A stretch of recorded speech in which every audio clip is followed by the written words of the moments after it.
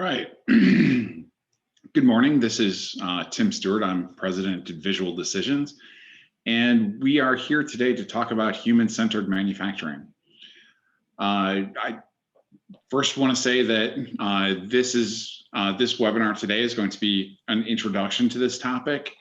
We're going to be following this up with several webinars in coming weeks that dive into more detail about this very important topic. But today we're going to introduce what we mean by human-centered manufacturing, and some of the important concepts that we'll be diving into in the future. So just for a brief introduction on myself, again, my name is Tim Stewart. I'm president at Visual Decisions. At Visual Decisions, we work to combine the smart factory and the lean factory to help our customers drive improvements to cost, throughput, and quality. The example or the analogy rather that I use all the time though is that the smart technologies, the Industry 4.0 technologies, are kind of like a Fitbit for the factory. And if you think about a Fitbit, I've been wearing one since 2013, and unfortunately, I definitely have not lost any weight during that time. And the reason that I haven't lost weight is not the Fitbit's fault. The Fitbit works great. It's got advanced sensors that track my activities, my heart rate, all those wonderful things. Pushes that information to the cloud, and there's all kinds of analytics that process that information and give me pretty charts and graphs and tables and so forth. But I haven't changed my behaviors, and that's really at the center of the problem. And it's the same thing with these technologies in manufacturing. You can put whatever technologies you want on the shop floor, different sensors, different cloud-based technologies and so forth. But unless people fundamentally do something different tomorrow than they do today, you're not going to see the improvements. And with that insight kind of at the center of what we do at Visual Decisions, this concept of human-centered manufacturing is really important to us because you have to be able to change the culture of the organization to really take advantage of these technologies. And so, I've worked with a lot of different implementation companies, but my partner Sandalwood, Ergonomics and Engineering, that's here with me today, I have found to have a really unique really focus on human-centered design and human-centered manufacturing, where they combine ergonomics for safety and user experience design for designing the workplace, and screens for the users and so forth. And they have this wonderful ability to put that human at the center of the process and really design the workflow around them to make everything work as smoothly as possible. So with that, I'm going to turn things over to Rob Simmons from Sandalwood. Thank you, Tim, and thanks for that introduction and that compliment. Hey, everybody, I'm Rob Simmons. I'm with Sandalwood. I'm in our systems integration business at Sandalwood. As Tim mentioned, today is simply an introduction to concepts. And we're essentially teeing up a larger series that we're going to do in April, starting in April, on human-centered design and human-centered manufacturing. And we hope you're going to join us for that as well. Today, we're just going to review what do we mean by human-centered manufacturing and definitions, the trends that we see relevant to our customers and why it's key for them. We'll dig a little bit further into one part, human-centered design, and flesh that out. And we'll also be talking about other things like lean culture. And then we'll wrap up with some questions. And with that, I'll introduce my colleague. Hi. Great, thanks, Rob. Good morning. I'm Kelly Hogan, and I'm the director of our injury prevention team at Sandalwood Engineering and Ergonomics. I am a professional ergonomist, and I've worked in many industries, including automotive, food manufacturing, the nuclear industry, and some of the technology companies as well. Sandalwood, through its ergonomics and safety consultants, has always had or taken a human-centered approach. And this concept of human-centered design is not new. We've been a very strong advocate of this for many years. And now, with the possibility of great change in the workplace, this new age of manufacturing where there are many emerging technologies, we see the connection to the human even more important. The companies will not drive success through simply building or using a new technology, as in that not like this stage, but they will drive success by taking a human-centered approach that takes into consideration workers' ideas, opinions, their knowledge in the adoption of these technologies. So the human must be considered as we integrate these technologies, or we will not see the full advantage those technologies can provide. Today, we're going to talk to you about why human-centered design needs to be considered and the specifics of, what are some human-centered design concepts to get you centered. And then we'll pass it back over to Tim, who's going to discuss about how this really, really does fit nicely into the lean philosophy.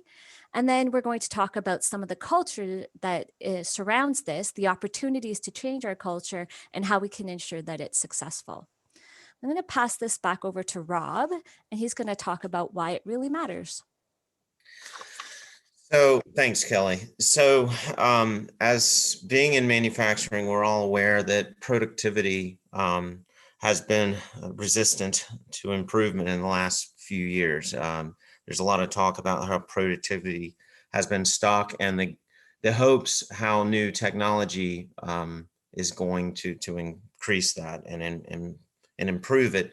But there's also a lot of data that the technology gains in manufacturing it's been a winner takes all scenario, that the best gains are really happening with only the most advanced practitioners of manufacturing technology. So for our customers, we feel it's very important for them for two reasons. Among our more sophisticated customers, when we're putting in new systems and new technology, having the operator and the human in the middle of it from the first get-go lowers a lot of risk of adoption. So you're going to have a better adoption of technology if you're focusing on the operator and the human. That also relates to culture, which we gave a series in January on, but specifically we want to focus on the human-centered now. The other hope we have for our customers is that if we build these technologies around the human first, we're going to lower the bar for new entrants and stragglers to technology and manufacturing to be more successful in their adoption and open up new opportunities for a wider range of manufacturers to take advantage of things. Great. Thanks, Rob. And I'm going to talk a little bit more about the human-centered design in this space. And sometimes this is referred to as user-centered design, but human-centered design is an approach that will allow us to understand our users, or in the terms of a manufacturing environment, our workers, our team members, and understand their needs, their constraints, their contexts, their behaviors, and their wants in order to understand them and generate ideas to solve problems. The solutions that we come up with will then be compassionate to those constraints, contexts, behaviors, and wants. So in this, in this new digital manufacturing environment, our workers or team members will be exposed to seemingly endless amounts of data. And how we present this data, how we encourage them to interact with it, and how they react to it will greatly influence how successful its implementation is. The goals for our human-centered design is to ensure that our systems are adapted to the human rather than forcing the human to adapt to the system. It allows the human to perform in the best manner of which they're capable rather than hindering their performance. And it ensures that the human is not subjected to extreme physical, which you may be familiar with from an ergonomics perspective, but also from a mental or work overload. And that relates more into that cognitive space. Human-centered design will let us assess if employees love this way of working.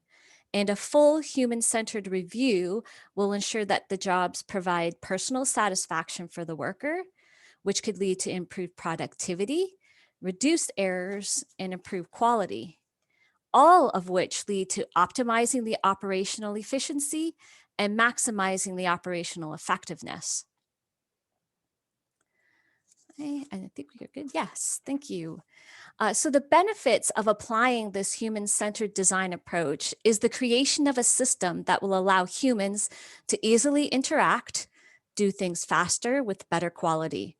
This human-centered environment provides a robust environment that further has benefits of improved job satisfaction, decreases in stress, and decreases in the monotony of jobs, which have all been shown to benefit the company's bottom line.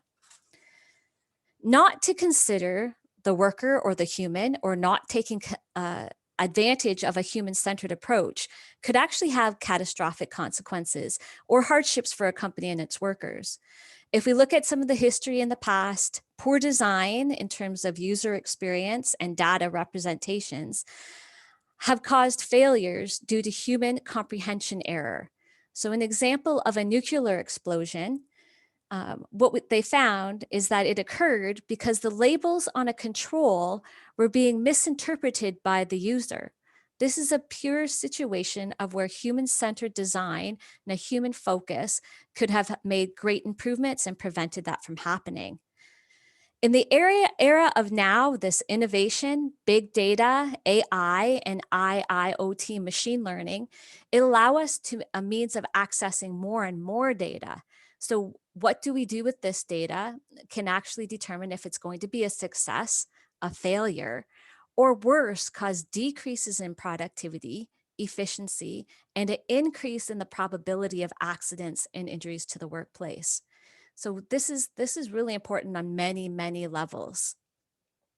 Culturally embracing this new technology without examining the impact on the human is a storm that your company may not be prepared for, and it may not survive.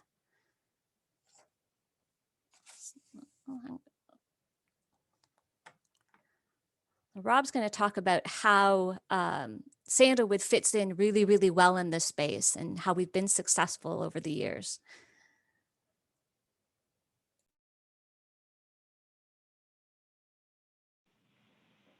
Sorry, everybody, I was on mute. Thank you, Kelly. So that's true what Kelly's saying. So this is a particular passion of ours. Our company has 3 lines of business that converge on this issue. So our injury prevention line of business focuses on ergonomics, the cognitive experience of the operator, and it's essentially a holistic approach to the systems that we build and put in and verify. Likewise, with systems engineering, that's focused on the flow and the process that's happening in these work areas. Systems integration is trying to always bring the latest and greatest technology and for ease of use for the operators. So together, these disciplines give us a real passion and a real depth for things like workstation design and war rooms, et cetera. And what we're constantly trying to build is real-time feedback loops between the operators and the processes. We want to empower the operators to catch, fix, and document issues with production or changeovers in real time. So we feel like human-centered design is the next level of this work to bring all of the 3 disciplines together. And it hopefully we see it lowering the threshold and the bar for people adopting technology. At the end of the day, what we'd like to see is human-centered design be the equivalent in manufacturing that the iPhone and the iPad was for consumers in accessing technology and gains that previously were considered over their head. And we also are very passionate about working with Tim and Visual Decisions because he's very much the lean equivalent around the culture and human side of that as we are in the design process. Thanks, Rob. And my friends at Sandalwood have pointed out to me that from a visual design and user experience point of view, the font on this could probably be a little bit larger. But I assure you, it looks great on my 40-inch screen. So from a lean philosophy point of view, if we go back to how lean evolved and what was happening in manufacturing before lean, we can look at Frederick Winslow Taylor and breaking the process down into the smallest possible steps and really looking at how you can put a human on the line where they just perform one single task over and over and over and over again. Fundamentally, become an automaton, on the line and so forth, where you reduce that humanity to just doing that one repetitive task. And when you think about lean manufacturing, it's really going away from that Taylorist philosophy to embrace the people within that system. And there's a quote from Taiichi Ono, who, if you're not familiar with him, he's basically the father of Toyota production system at Toyota. He said that the real objective of the Toyota production system is to create thinking people. And so when you look at the different tenets of the Toyota Way, as described in the book, The Toyota Way, you really see what is meant by that. Just thinking through something like the Kaizen process, where you want your operators, your supervisors, your maintenance people, everybody involved with the process to really be responsible and accountable for making small improvements on a continual basis, and really understanding what's going on, working with that information to then make the business better on a day-to-day basis. And what I look at with the advent of smart technologies in the factory is those are an opportunity to help empower those workers even further to make those improvements in the process. So if you think about how you create these thinking people in the system, you want them to understand the business as a whole, and you want them to be able to understand the context in which they're making those decisions on the shop floor. In order to do that, you have to be able to feed them information not only about what they're looking at right in front of them, but the context in which that's happening within the business. And so what I work on with Sandalwood and with these different technologies is how can we collect that information from the shop floor? How can we put visual controls in place? How can we set up processes that really help the people both understand what is happening within their responsibilities, but also understand the context of those situations, so that as they're looking to improve things, as they're looking to do their standard work, as they're looking to just perform their day-to-day activities, they can do so with that full knowledge and really be thinking people within the organization. So on our next slide, I'm going to pass it back over, and we're going to talk a little bit more about culture. All right. Thanks, Tim. So from a cultural perspective, I really want to talk about what this could mean to the workplace. And is it the technology that's going to change your business, or will it be the culture that applies the technology that makes it successful? We're here to tell you that it's all about the culture that applies the technology and not the technology itself. So organizations are really fond of saying that the most important thing to them is their people. So why do we often see organizations spending tremendous amounts of time, energy, resources, sourcing and hiring workers, only to give them workstations and jobs that don't meet their basic needs? Companies do this, but then they expect the workers or team members to be successful and to operate at their absolute best and provide the best output to the company. If we don't include the human in the design, the work outcome is bleak, and it's bleak for both the company and for the worker. There's a mismatch in hiring, there's an increase in worker attrition, hiring costs, training costs, etc. There's also another major challenge that we're finding in this generation, and it's growing. Not only is the work itself changing or has changed to a certain degree, but so are the workers. So we have a new wave of new generations entering the workforce, and we have to acknowledge what's important to them and what's motivating them. It might be different than what the generations in the past and where they came from. Traditional intrinsic motivations for many people was compensation historically, but this is changing. The primary motivation for many new workers now is shifting towards quality of the workplace experience as a whole. People want to come to work and feel good about themselves. And that feeling good about themselves is physically and mentally, and the whole culture and what they're getting out of it. So I'm going to just give you a brief example of how tech might be able to improve in this space. So as technology gets better and cheaper, augmented reality could actually be our next visual factory information system. And complex or variable work in the assembly line could be possible if it's guided by this augmented reality. The augmented reality could also help with error proofing. So these are some things we already know. But what if we think bigger about the workplace culture in augmented reality? Factories around the world are having difficulties recruiting and retraining a workforce. So can we use this augmented reality to infuse challenge or interest into the often monotonous work in assembly and transform it into a motivational and enjoyable experience, which overall will change your culture and your workplace? The workforce must evolve in order to maintain its role as well in this space. So understanding the human capability and being able to convert our operator skills into this new environment is a full application of the human-centered design. So now I'm going to pass this over to Kyle Pulferman. And Kyle Pulferman is a member of is an ergonomist, and he's a member of our team at Sandalwood.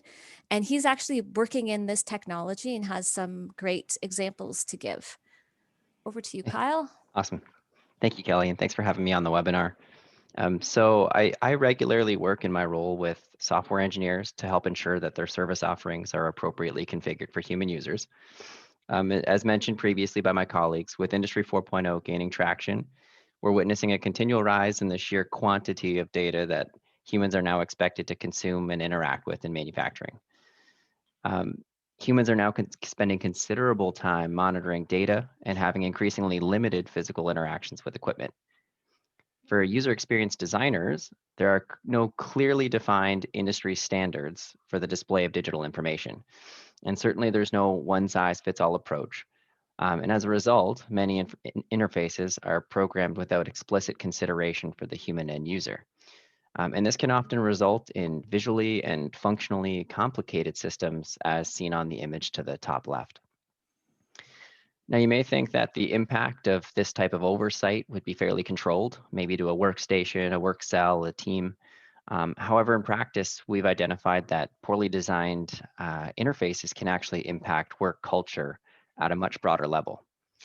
Consider that complex systems create a barrier for users who don't understand and who may not be willing or capable of learning how to monitor and interact with these human-machine interfaces.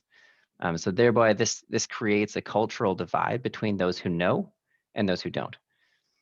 So we're often asked the question, what should we do? How do we teach our users better so that they can learn to use these systems? Using a human-centric approach, we achieve far greater results when we instead flip it and instead ask the question, how do we design or redesign an interface so that a user can more easily interact with it? And so we see this time and again. It's a situation where an organization recognizes a risk and tries to implement a solution that fits the human to the system. The mindset that we need to really reinforce as we see more widespread adoption of Industry 4.0 practices is that we need to fit that system to the user, especially if we see this uptick in advanced visualization systems, such as augmented and virtual reality, which are led by big data and the industrial Internet of Things. Remember that augmented and virtual reality technologies are simply an extension of information displays. They are only as useful as the data they contain, and successful deployment requires the end users to clearly understand the information that's being fed to them. The takeaway from this example is this. Industry 4.0 technologies should not be viewed as a silver bullet. They're not tools to fix poor human-centered design problems, but rather they should be considered as a means of supplementing robust human-centric systems to help drive productivity to new, previously unachievable levels. What this means is first identifying and addressing problems at their source, and remembering that the system is best optimized when we fit the machine to the human rather than trying to fit the human to the machine. And with that, I'll hand it back to Tim Stewart, who will take you through a second success case known as Tpm Tuesdays. All right, thanks, Kyle. So for Tpm Tuesdays, if you're not familiar with what TPM stands for, it's Total Productive Maintenance. I was working with a customer and we were implementing a system that collected data from the machines, really focused on OEE, or overall equipment effectiveness. And we were looking at the data, and the customer was really kind of struggling to get the operators to participate in really putting good data into the system. The system would automatically grab from the machines when it was running, when it was not running, the different components and their different statuses and so forth. But in that particular case, we weren't hooked directly up to the PLCs to get failure codes and things like that. So when the line stopped, we were dependent upon the operators to actually put in information on why it was stopped.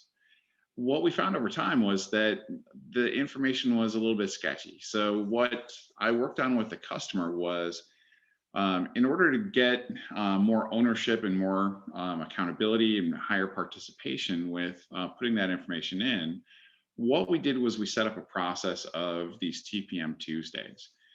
And by doing that, what we did was every Tuesday we would stop the line, the different packaging lines, and we would, with each line, we had different people in management or engineers assigned to assist those teams of actually looking at the data from the previous week and identifying what were the top 3 reasons that the line would stop, or quality issues during that time. And then they would have time to actually address those issues and try to put a fix in place for them. And what this did is it not only drove involvement from the people, because they knew that by putting good information into the system, they would have better information available to them when they did these Tpm Tuesdays. And you actually got people, talking across different shifts and so forth about the information that they were putting in, and how it all tied together. And we really saw an increase in ownership across the different people within the factory. And the other thing that it really did was it drove results.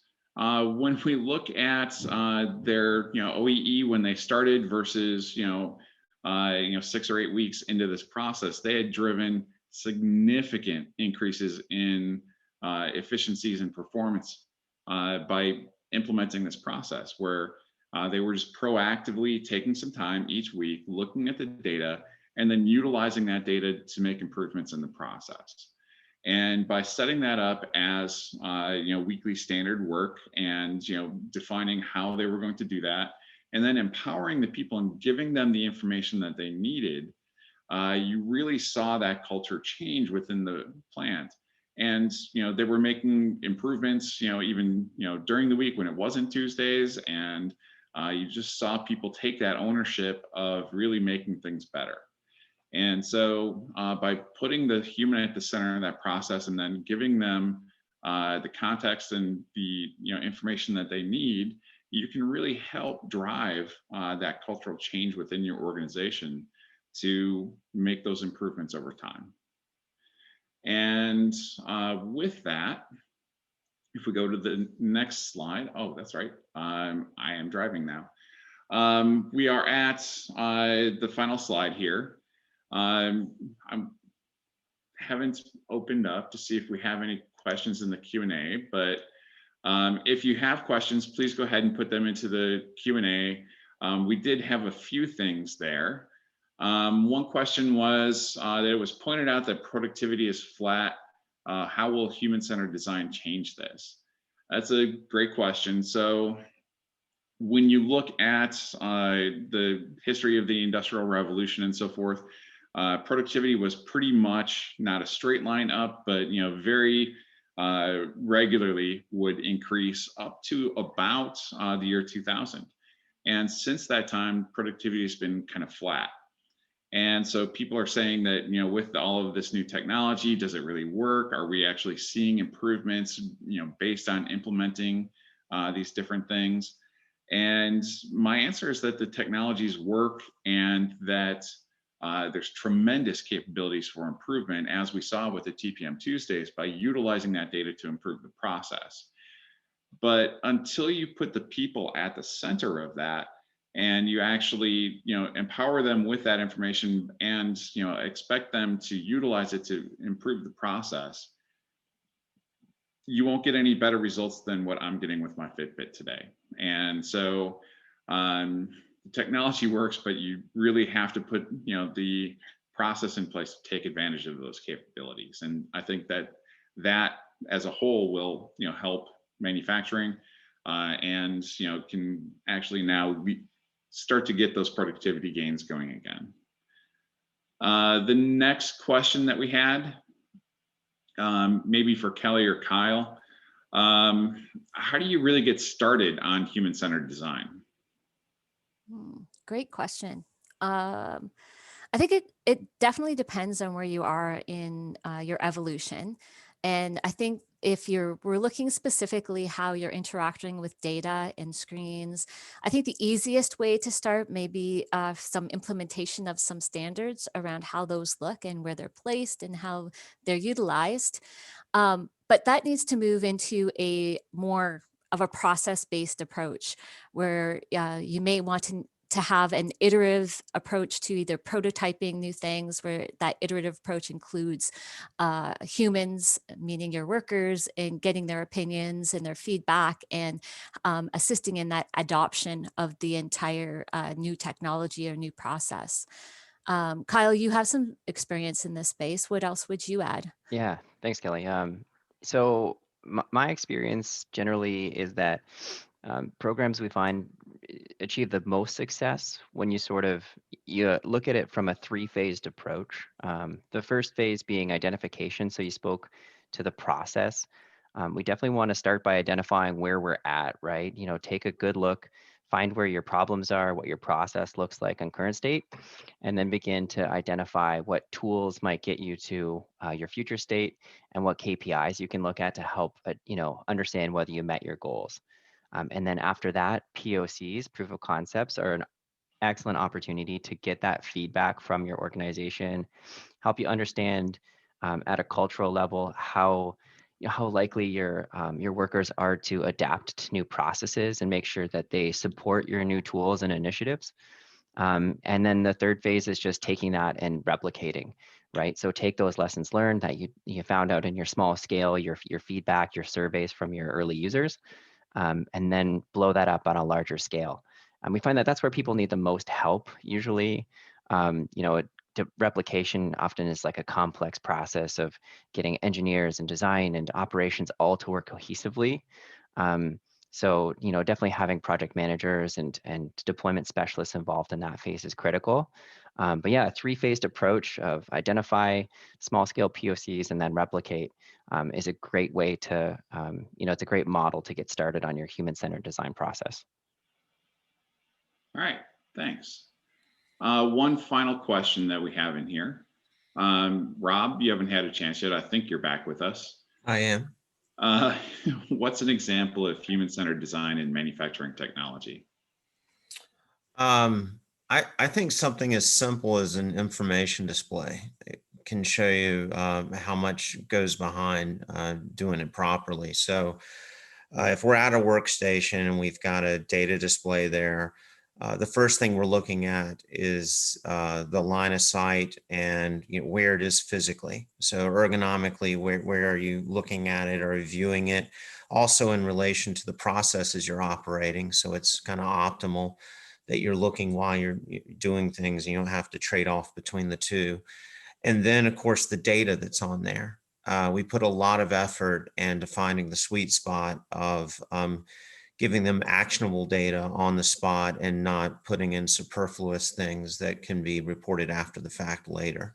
And sometimes we even go so far as to split the displays into two different ones that are more single function because of what you're doing. So a lot of time is invested with the operators and supervisors at that workstation to do something as simple as an information display when it's done right.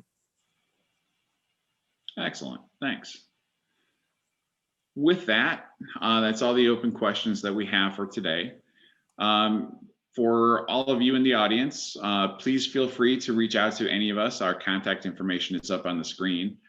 The recording for this will be up on my website within a day or two. And there will also be a PDF copy of the presentation available for download. And so that URL is just visualdecisions.com. And then you can go to webinar recordings and everything will be there. So thank you very much for attending, and thanks to my friends at Sandalwood for participating today. And I really look forward to diving deeper into this in future weeks. Thank you all very much, and see you next time.